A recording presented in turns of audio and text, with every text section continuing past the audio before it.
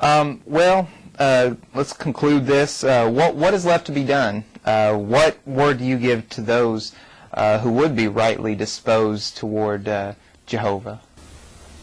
Well, what the initiative that's underway now is for everyone who recognizes Jehovah as sovereign, almighty, all-controlling, as the absolute construct, for us to begin to opine Him as the one who is why we have the freedoms we have today. And that if we don't return back to the source that provided this in the first place, from which it all originated, we will see it continue to diminish.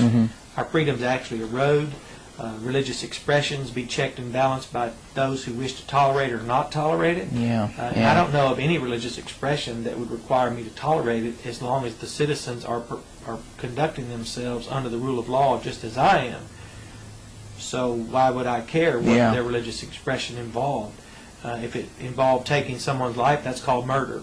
That's against the law. If it involves violating someone, for example, abusing a child, that's called child abuse. That's under the rule of law. But again, who established that rule of law? We need to go back to that, glorify Jehovah in that. Now, what the initiative is today is to cause people to stop, return to glorifying God for what has been achieved in this country, and to recognize there is no Church of the United States. I know that sounds very elemental, and it is, but why are we debating church and state, energizing an agitation among people when there is no Church of the United States? There is no state that we should now worry about what we'll do to our Church of the United States. Our state is of and for us. And that's provided us even property we have tax exemptions. We're not in an adversarial relationship today. Believers in Jehovah are not in an adversarial relationship with our government. Our government is a product of us. That's right. And what we have are designs to best accommodate and nurture and foster the greatest expression of life. We're here to live a tranquil and peaceful life. But you can see now even some of the most vile expressions of protest at military funerals. That is a total contradiction of anyone who is originating from outside the culture of man. You see today disputes and debates that are now always ending in people taking to the streets, people wanting to go and condemn religion. Religion's already been checked and balanced. Again, they're battling a war that's passed, and they're failing to articulate well what's truly at stake today, and that's what we're trying to do now. Or it's not what we're trying to do, we're doing it.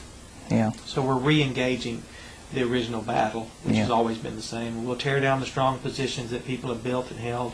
We'll show the fallacies of them. We'll show how anything against someone, any individual that limits their rights and freedoms, ultimately will limit all of our rights and freedoms. And we don't want anything as a believer except them to leave us alone, because we know the power is in our message. So we want to broadcast our message, communicate it, because our message is what happens and is done to our society. That's what we do.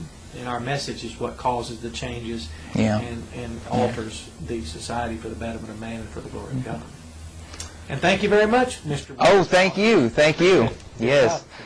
This is Disposing Religiosity, and again, this is Timothy Evans Carter, and he is author of the book Jehovah's Jihad, Religion Checked and Balanced. Thank you. Well, let's see how that looks. Let's see how that looks. I want to do that.